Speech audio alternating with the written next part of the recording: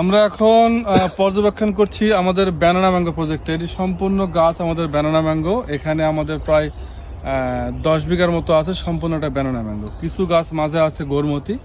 Banana ম্যাঙ্গোর মুকুলগুলো কিন্তু যথেষ্ট সুন্দর হয়ে গেছে, অলরেডি অনেক বড় হয়ে গেছে। এই সময় দেখতে হবে শুধুমাত্র থ্রিপসের আক্রমণ হচ্ছে কিনা আর মুকুল কালো হচ্ছে কিনা। আর একটা সমস্যা হতে পারে, সেটা হচ্ছে মাজরা পোকার আক্রমণ হয়েছে কিনা। তো যখন বাগানে যেটা আক্রমণ করবে সেই অনুযায়ী কাজ করতে হবে।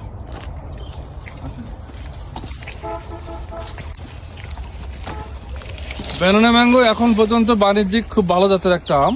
বাণিজ্যিকভাবে ব্যানানা ম্যাঙ্গো নিঃসন্দেহে ভালো। অনেকের দেখা যাচ্ছে বাগানে অনেক বড় হয়ে গেছে, আমাদেরগুলো আমরা ধারণা করছি সঠিক সময় হয়ে গেছে। মুকুলগুলো যথেষ্ট সুন্দর এবং সতেজ আছে, আশা করছি আমরা। প্রত্যেকটা গাছে কিন্তু প্রচুর পরিমাণে মুকুল আছে। হ্যাঁ, প্রত্যেকটা গাছে প্রচুর পরিমাণে মুকুল আছে।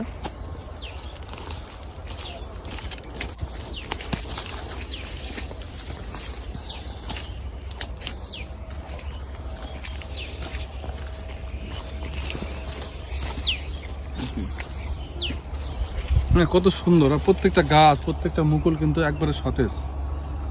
সঠিক সময় সঠিক স্প্রে করতে হবে, আর কোনো বিকল্প নাই। এখন থেকে খুব সচেতন থাকতে হবে। আমরা এটা 5 থেকে 7 দিন আগে স্প্রে করেছিলাম, এই জন্য মুকুলগুলো যথেষ্ট সুন্দর আছে। আপনারা যত্ন করবেন, আপনাদের মুকুল সুন্দর থাকবে। ঠিক আছে, দেখছেন কত সুন্দর মুকুল। এটা হচ্ছে আমাদের স্বপ্ন।